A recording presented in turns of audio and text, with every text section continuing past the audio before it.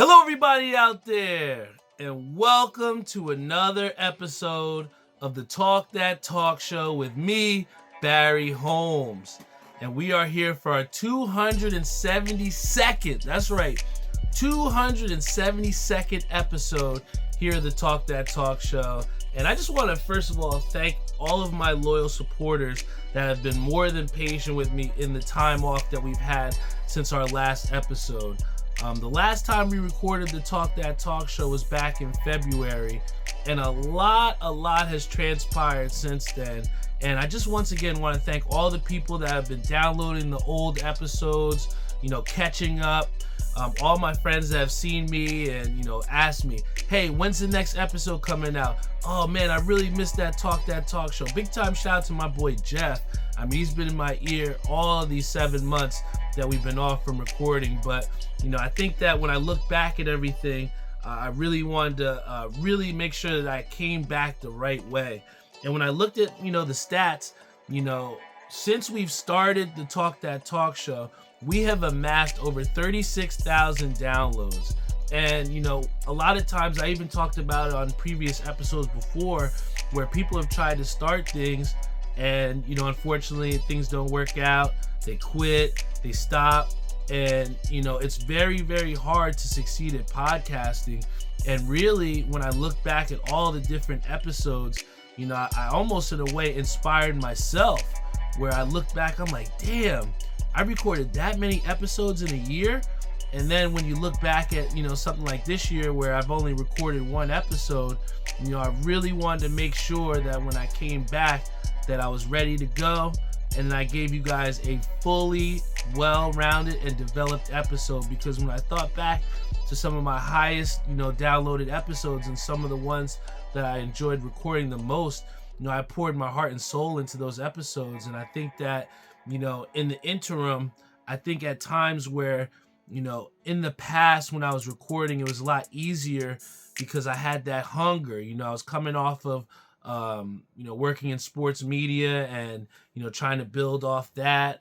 And then also, frustrated in my own professional life. So again, the podcast for me for a long time was not only a sports show, but it was a way to get or attain the next level that I was trying to achieve. But now at 36, I think the purpose of the podcast has not only changed also, but myself has changed. I'm not the same Barry Holmes Jr. that was recording for the 100th episode. I'm not the same Barry Holmes Jr. a year ago, you know what I'm saying? And the quote that I really wrote down towards the end of the podcast, I can't wait to let you guys know about, to tie all this back in.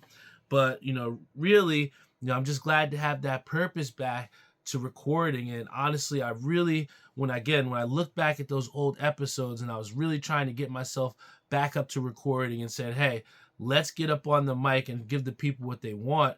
And really my purpose was the joy and the love of expressing myself. I think that, when I talk with my friends and, when I talk to certain people professionally or in my own life, I think when they leave that conversation, I think nobody ever says, I don't know how Barry feels about that. I think expressing myself is one of the biggest characteristics to why people enjoy hanging out with me. People enjoy building with me. And I'm not afraid to, express myself. And I think that, not being able to do so and do it on live for the amount of people that, do request the Talk That Talk Show and that want to hear what I have going on in my life, I'm just happy to come on here and record episode 272. Now, granted, I know I haven't recorded since February, but I think that one of the things that, has kind of helped me along in this journey, especially in podcasting, even in bowling, which I'll allude to, but, it's not really how you start, it's how you finish things. And I think that, I could have easily continued to go about my day, and I could have easily just said, oh, I'll get to it next week, or I'll continue to, put it off to next month, or make this excuse, or say this was in my way to where I couldn't record. But, you have to look within yourself and really hold yourself accountable. And, for me, I made sure that the time was right. I made sure I had everything, my ducks in order, made sure the day was off from work. And I made it a priority to get this episode recorded and to express myself to the people that are so loyal. I mean, I go to the bowling now and I see so many people wearing Talk That Talk Show. I have all my friends, again, that ask me, when's the next episode coming out? Quoting some of the old episodes that I've had, giving me topics that they want me to talk about. And I can't tell you how empowering that is, because at the end of the day, if I have no one to listen, or I have nobody that wants to hear this podcast, then, what's that purpose again, right? So just the fact that I have people like Mary Beth, people like my brother, people like my father, people like Jeff, Matt, all the people out there that push me to be the best version of myself. This episode's for you guys, man, because without every single one of you all pushing me to be better, to go harder, shout out to Doc, who's always supported me. But again, if I didn't have those people in my life, I wouldn't be here at episode 272. So before I went into this episode, I wanted to make sure that I thanked every single person out there that supported me on this road to 272, because again, 36,000 downloads is not a small feat, but at the same time, I'm not content with that. I want to make sure that, this isn't the only episode that I have of 2026, there's a lot of goals that I have with this podcast. And I think that at age 36 and the mind state that I'm at now, it's almost like a rebirth, a revival. And I'm just excited to be a part of that, man. So on a Friday night where a lot of people could be doing a lot of different things, I just thank you to everybody that's tuned in here. And, one of the first things people have asked me, whether I'm on live, whether I'm not, is, what has been going on since you haven't been recording, right? So if you know me and you know how much of a Knicks fan I am, how could I start this podcast without talking about something that I've been waiting for my entire fucking life, all right? I never thought I'd see the day that I can officially tell you all that the New York Knickerbockers are NBA champions, man. Oh, man. When I tell you guys, I remember the days of watching the New York Knicks, and I was working for the Pure Sports New York at the time, and the New York Knicks were the worst NBA team in the league. The Knicks were so bad that they gave away free food and beverages to anybody that came to that last game of the season. I remember those days. I remember watching draft pick after draft pick of the Knicks fail. I remember watching the Knicks where we had a good chance against the Pacers, and all of a sudden, Halliburton gets one of those crazy three-point shots. They come back and beat us in the Garden, and then they don't go to the Eastern Conference Finals. I remember when Carmelo Anthony could have just threw it up off the glass, but he gets blocked by Roy Hibbert. The Knicks don't score for the rest of the game. I remember the hardship that it took to be a New York Knicks fan. I can't tell you guys, for the longest, it was not cool to wear blue and orange. New York Knicks fans did not exist in public. But I wore that blue and orange with pride, and I worked for the, sports media for the Knicks for countless years. And in those countless, 5-6 years that I covered the Knicks, they did not get to the playoffs. I did not get to cover one playoff game. But my fandom, my loyalty to the Knicks never wavered. And I think that in today's age where it's so easy to just go with the player. I can't tell you how many LeBron fans exist, right? I think there's more LeBron fans than there are Knicks fans, right? Because at the end of the day, the generation of fans, they gravitate towards players. But for me growing up, it was all about the blue and orange, baby. If you weren't a Knicks fan in my house, you weren't watching basketball, man. I remember the days of Al Trotwick, you know what I'm saying, on MSG, doing the before intro for the game, before there was, Wally Zerbiak and Alan Hahn. there was an Al Trotwick, right? And I think, again, to go from there to watching Walt Clyde Frazier announcing every single game to where now you're happy if he does announce a game. You know what I'm saying? Like, the things that I grew up with the Knicks are what led me to this point here. But the fact of the matter is, this New York Knicks team was so damn lovable, man. I mean, when it comes down to the ultimate sacrifice from a Jalen Brunson to be able to leave that money on the table so that they could sign as many people that they needed to get the championship contending team, that was super important, man. And then later on, after they win the chip, you see it's not as hard for a Karl Anthony Towns to take the pay cut because, hey, Jalen Brunson did it, right? So I think that also when you have these big three, you know, the big four, big three, or whatever the case may be with these super teams, the New York Knicks almost broke that mold to where you have everybody that could beat you, right? I mean, how many times did you have people slaying Mikal Bridges and telling him that, you know, he was the worst draft pick? But ultimately, without some of the key defensive possessions in that, Hawks series, the Knicks might have been out in the first round. You know what I'm saying? And I think that to have that consistency to where you have an OG Anunoby, I mean, the tremendous tipping on Game 4, we'll get to that. But, I mean, you look at everybody on that Knicks roster, and nobody was above the program. Everybody bought into that blue and orange. And I think, again, when you talk about all of the alumni, whether it was Stephon Marbury, you know, whether it was Carmelo Anthony or a shot at J.R. Smith, you know, all of the Knicks faithful, Larry Johnson at times, John Stark, all the New York Knicks faithful were in attendance and were cheering on that team. And I think that that electricity that I see every time that, you know, I go into the Garden or every time I watch the Knicks, everybody on a national scale got to feel it, you know? And I think one of the biggest things, I always go to Game 1 of every playoff series for the Knicks since I've been able to afford it. And, you know, for I'd say about 4 or 5 years dating back to the Trae Young year. But the game that I was able to go to that I'm sure you all know about that was the most exciting and meant the most to me was being able to go to Game 4 of the NBA Finals.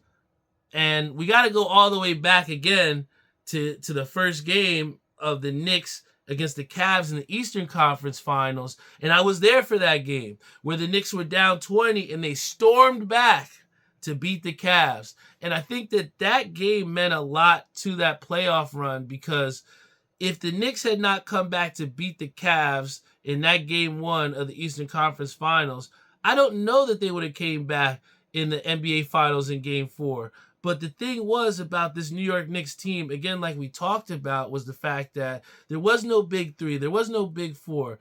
Everybody played their role. And I think that when you have a team that had the cohesion that the Knicks did, it's so understandable why this team was so likable. You know, you have a Jalen Brunson who, you know, is very short for words, but he puts his whole heart out there. You have a Josh Hart who's, you know, diving and scrapping and clawing.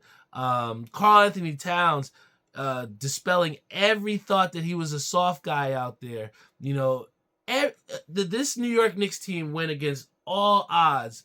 And to be able to be there for Game 4, where, again, I went to every Game 1 home game of the Knicks playoffs. And unfortunately, I tried for the raffle, and I did not get the tickets to Game 3. And you know what? I was super distraught. I was like, damn, man, my Knicks needed me. They wound up losing that game. And I was just like, fuck, man. I just doesn't look like I'm going to be able to make it to the finals, man. The resale prices were astronomical. But, you know, Doc was like, you know what, let's try again for Game 4. Let's try it. And at first, when I got the call, she's like, I think I got it. I think we got it. You know, I didn't believe her at first. I was like, you got to be kidding. You know, is this a joke? But then when I got the picture, I'm like, oh, shit. I guess we're going to Game 4. I guess I'm going to Game 4. And, you know, it was one of the best feelings. And, riding into it was definitely a different train ride going into the city that day, because just something was brewing that I knew I was going to see something. I was, you think your whole life about, oh, I wish the Knicks were in the final. I wish I could see my team succeed. I'd never seen any of my favorite teams win a championship, and there was just a different air. Like I just felt different when I got on that train going to Game 4. And I remember getting there early. We couldn't get into the Garden because everything was closed off. So I wound up walking to like Herald Square and drinking some beers at a street bar, which was crazy, right on the street, and just being there. And I just remember looking around and seeing all the blue and orange, and like I'd never seen anything like it in my life, guys. Like where the entire city just seemed to just bleed blue and orange, man. And you're high-fiving people that you don't know, and I swear I didn't see not one Spurs jersey out there, man. But wound up going into the game, and it was almost that same situation where the Knicks are getting absolutely pummeled, and I'm just sitting here in this seat like, man, I can't believe this, man. Did I spend all this for this experience to see them get washed like this? Then are they going to go back to San Antonio 2-2?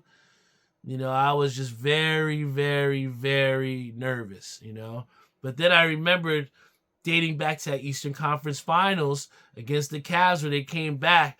And I remember my boy Zay. I remember texting him clear as day. I'd be like, yo, keep the faith.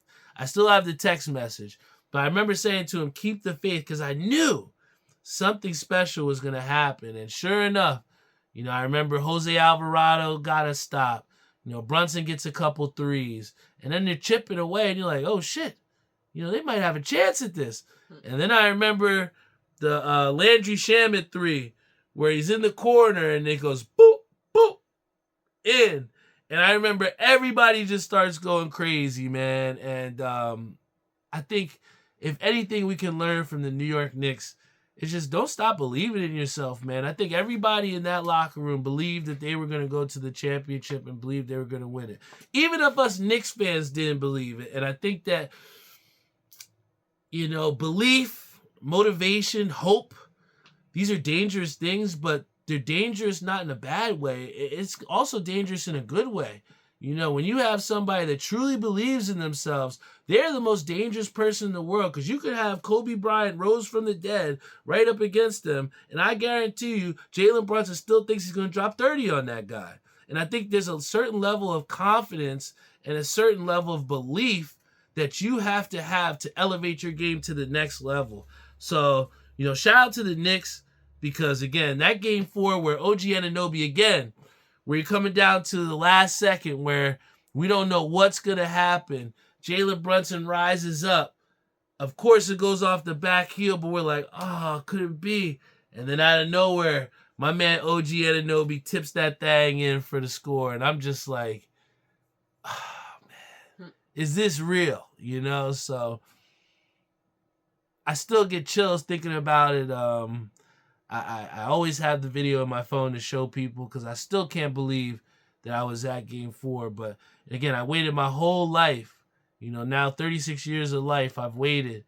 And I can officially say that I watched my New York Knicks win an NBA championship. So that may have been the best thing that's happened to me this summer. But you know what? It's something that I hope they can redo again, A lot of people are counting them out for the bring back, to bring it back and win another championship. But I think there's no way in hell that you can count out the New York Knicks after what they did, retaining everybody, only losing Mitchell Robinson, which was a huge piece. But, sometimes you got to, shed some fat to get a little bit more out there. And I think that, I won't miss the inability to make free throws, but, this New York Knicks team brings everybody back. Let's see if they can do it again, man. But, another thing that's happened to me beyond just the Knicks winning a championship, I know a lot of people know I'm in the cannabis industry, but I actually was promoted to general manager of the store Sensory Dispensary. And when I talked to you guys last, we were really just in the, the pre-stages, like the first couple months of being open. And, it's been a huge learning curve for me to be a manager because, I've been a manager at multiple different jobs. Every job I've been at, I've been promoted. And I try to explain that to some of my younger employees because at the end of the day, there's definitely a generational gap when it comes to the work ethic. I feel like in the younger stages of these guys, or sometimes our younger people, they think that because they do the job correctly or they do their job, they should get the world. And I think that, that couldn't be so far from the truth because at the end of the day, when you're looking for somebody to take that next step or you're looking for someone to lead the ship, it's not just someone that's just doing their job, right? It's someone that can build up that worst person on your team, right? It's somebody that's going to be consistent every single time you need them there. And, I think that we can't just celebrate doing our jobs. You have to celebrate the consistency of continuously doing your job. And, I had to go 2+ years without getting any type of bump up, any type of promotion. And I think that at times what I've noticed is that people that don't get their way at times, they tend to pull back or they tend to not work as hard or put forth less effort or make excuses. And I think that couldn't be further from how you achieve what you're looking for. When I just put my head down and I worked and I listened, I attained so much knowledge and so much that I was able to then extend to other people to not only help myself, but help the business around me. So, I think that, one of the biggest challenges for me as a general manager that I had to face was that it's not about me. You know what I'm saying? I think I could go out there and give you the best sales in the world, but I can't be there 7 days a week, 24 hours a day. You as one of the general managers, you have to not only put the right people in position, but you have to also build your team. You know what I'm saying? I think sometimes teams can have that they call skill gap, or they can have that, oh, well, this guy isn't as good as this one. And that's not what I intended out to make with my team. The biggest challenge for me has been able to make sure that every single person that wears that sensory shirt is 110% all in and they're ready to help the next person. And I think that, whenever I've been in other working environments, it's always been like a dog-eat-dog world where, you're trying to get this guy or you're trying to one-up this person. And it's just refreshing to have an environment where, we have team goals, we have team incentives. And, overall, we have people that are looking out for the next person. So, the two pieces of advice that I would like to give anybody that who's an aspiring leader or someone that's trying to get into a leadership position, the thing that I've learned the most in being a general manager in these, 7-8 months, number one, you have to lead by example. You cannot expect anyone out there to do what you are not willing to do. And I'm going to say this again. You have to lead by example. You cannot expect other people to do what you are unwilling to do. And I think that that's been the biggest thing that's helped me to be a successful general manager here at Sensory Dispensary is the fact that if you catch Barry at any day, I'm in that dispensary. You'll catch me sometimes cleaning the floors. You're going to catch me doing inventory counts. You're going to catch me working late on my days off while I'm out to dinner checking fucking numbers. You know what I'm saying? I think that there's a lot of things that go down into being a successful leader, and one of those is leading by example. You're never going to catch Barry Holmes Jr. not doing something that he wouldn't expect you to do, right?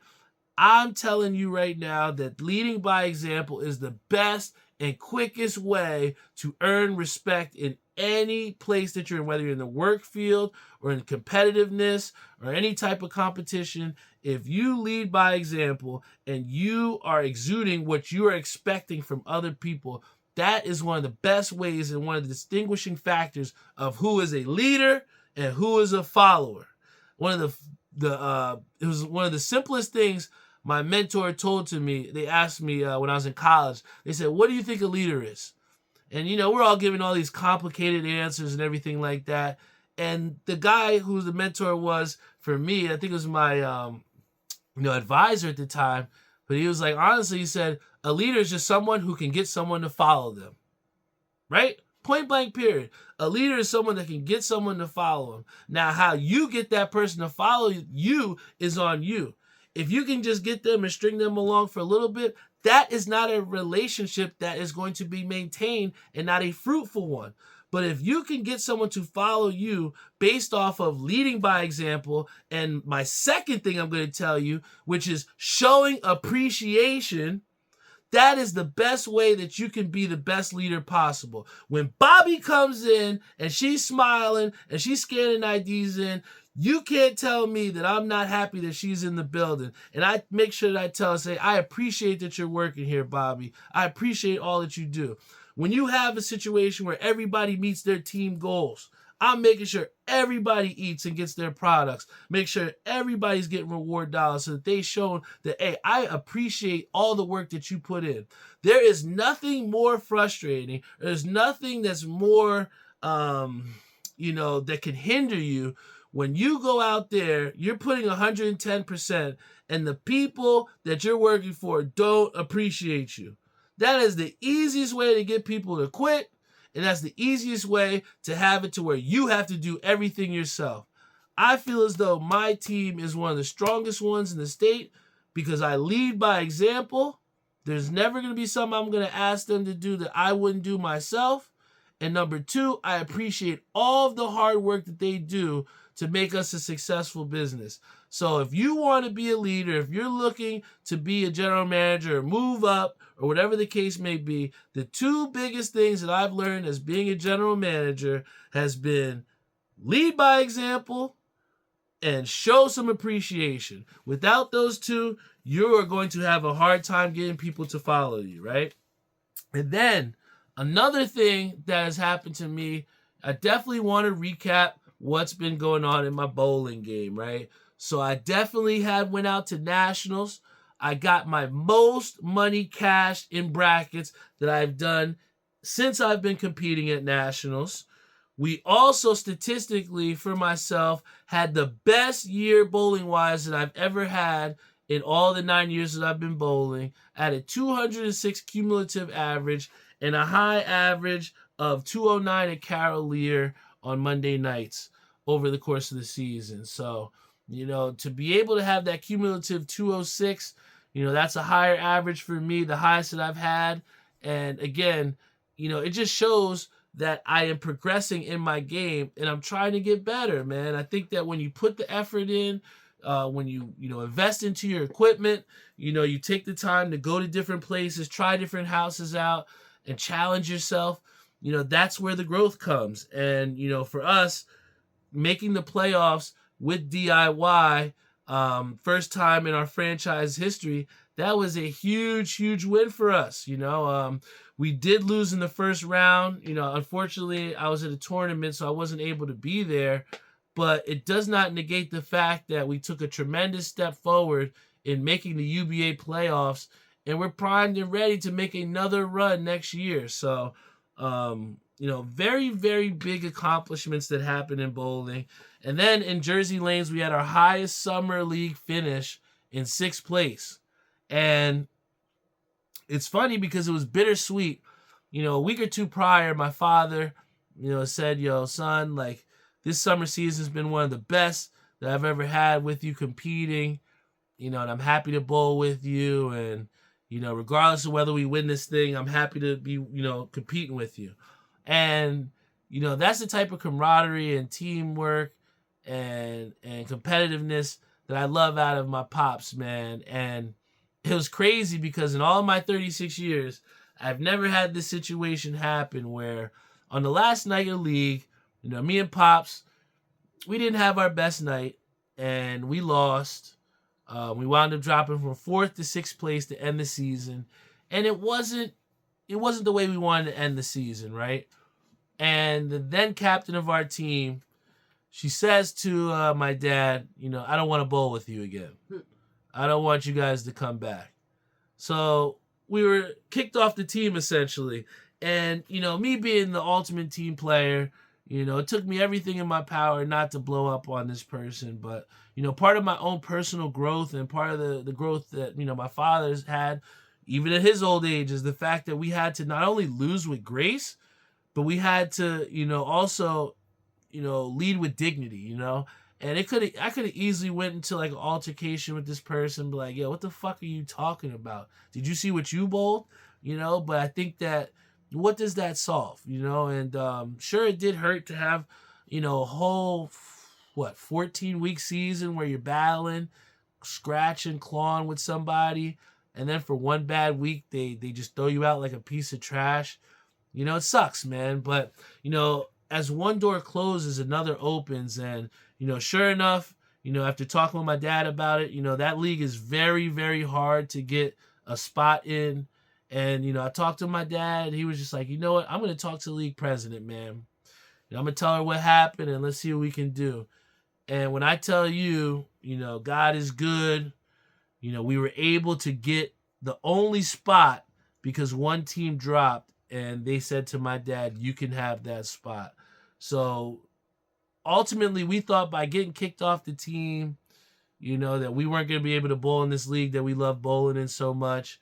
But everything worked out, and we're able to, retain to get a spot and potentially bring in the family team to the summer league at Jersey Lanes. And if we had a 6th place finish with a teammate that didn't even believe in us, just imagine what we can do with a team that all believes in us, right? So, I think what I learned in this whole bowling season, and not just, in terms of, being kicked off of that team for one fucking bad week, but the one thing I will say is that there's been plenty of spots throughout the season, whether it be in UBA, whether it be regular season, summer league, but I've had instances where I had to strike to win the game.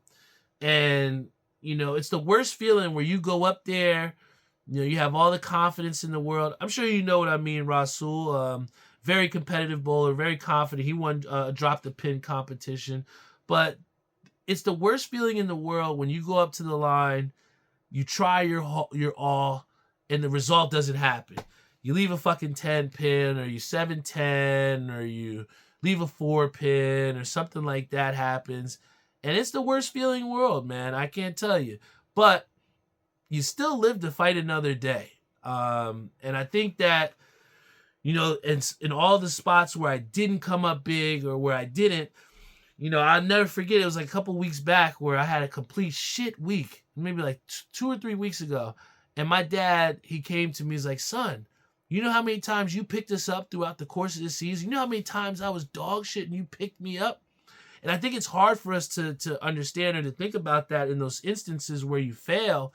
But, you got to get back up. You got to get back and keep fighting. And I think that, the growth for me, yes, I did have a higher average, or I had my best statistical season at, average-wise. But I think the next step for me, and one of the things that I have going into, this is going to be my 10th competitive season.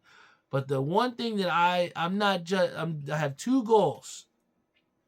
Number 1, I want to win a league championship. Point blank, period. It's been a couple years since we won a league championship. We really haven't been too competitive the last year or two. Some can say average regulation. Some can say the handicap. I'm not making any fucking excuses out here. We were just not that good enough to win a championship. And I have to look at myself in the mirror and say, I will be better so that our team can win a championship. So that's what I took this summer, and going to Linden Lanes, going to Jersey Lanes, going to the gym, shedding 20 pounds, putting on some muscle. I am fully invested in winning a championship. A lot of times people want things, but they don't put in or sacrifice the things it takes. My boy Matt Dalton said to me, I want to be a manager. So he goes out of his way, drives over an hour and a half up to go to my boss's store so that he can see what the best practices are so he can be better. That's a sacrifice towards what you want to achieve, right? It's not just going out here and being like, I deserve the world because I threw a good ball. You throw 9, you get 9. So for me, the biggest step is going to be to win a championship. I need to make those strikes when I need them to count. When I got TK coming up there, following me up on Thursday night, I need to strike in that 9th frame to set up a big 10th frame. I cannot open in the 10th frame. If we need a strike to win, I got to do it. I don't give a fuck if we shoot 225 or 240. If we did not win the game and I didn't get that strike for us to win the game or series, it is a failure. This season for me is not defined by how many pins I have, how many strikes I have. I am defining this season on when did you strike? Did you strike out in the 10th, Barry? When the team needed you, did you strike? And that's what I'm going to play back to myself through this season. It's not about how many strikes I get this season. It's about when did you strike? Did you put your team in a position to win? And that's what I'm judging this off this season. So when you see me, just know I'm not counting my score. I'm not counting the average. I'm not fucking sandbagging. None of that. I'm going out there to try and compete for a championship. And I'm going out there to try and strike when I need to. And this leads me into the last quote that I have for this podcast. It's something that Ransom said in a rap that's kind of stuck with me a little bit. And I want you guys to all hear it and think about it yourself too. But he said in the lyric, your age is mandatory, but growth is purely optional. Your age is mandatory, but growth is purely optional. Father Time is undefeated. Time does not stop for anyone. I can't tell. I look in the mirror and I still get a little bit of gray hairs here.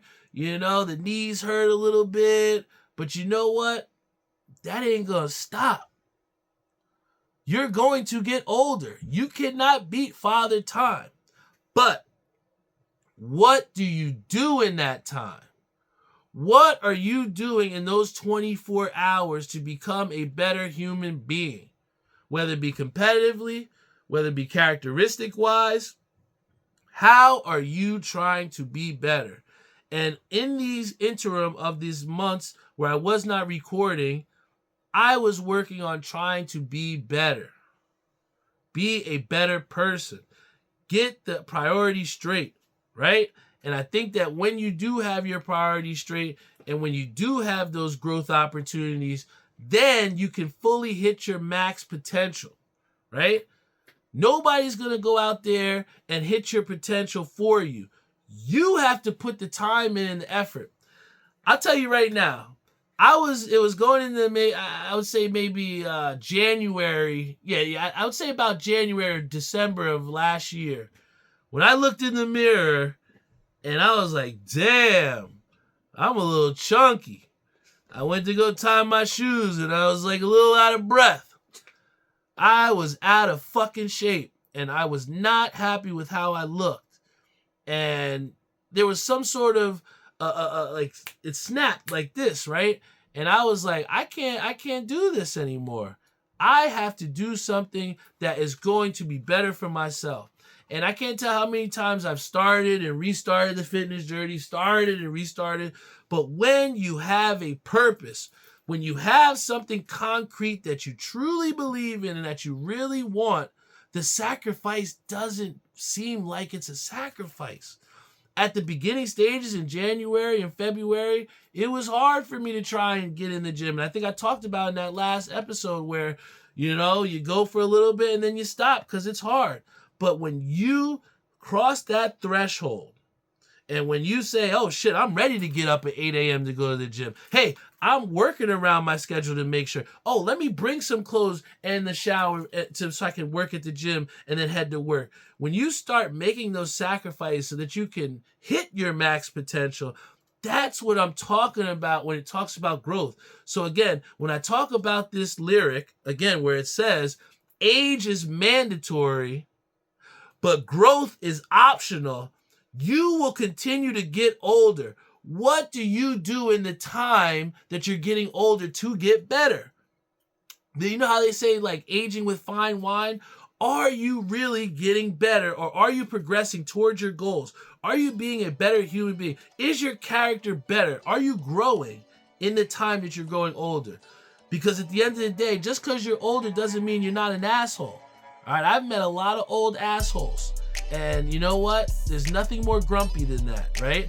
So just because you're older, just because you have age, does not grant you the right at growth. That is on you. So what you choose to do in the time as you grow older, I want to make sure I'm on this earth to be able to give everybody as much as I can. And to do that, I have to be in the gym. To do that, I have to make sure I make it to work. I have to motivate the people that are behind me. I have to be the best Barry I can be for the people that depend on me. Because at the end of the day, I know my age is mandatory, but I choose to grow. And on that note, guys, that's the end of the Talk That Talk show here. I appreciate everybody that rocks out for me. It's been 40 minutes of just pure thoughts from me. And again, I know it was a long time since my last episode, but all I can say to you all is I appreciate all of you that have been patient and have rocked out with me this whole time. Now, this is episode 272 of the Talk That Talk show, and I'm just going to continue to give you my unfiltered thoughts, and I'm going to continue to try and grow as a human being and hopefully reflect on those lessons that I learned so that you all can be better as well too, whether it be through sports, whether it be through my own personal life. My purpose with this podcast is to express myself. And whether that gets me, to be the biggest podcast in the world, or whether that means that I'm the podcast that I'm at right now, I am content with sharing my feelings and thoughts with you all so that we all can be better at the end of the day. I love you all, and I'll see you all when I see you.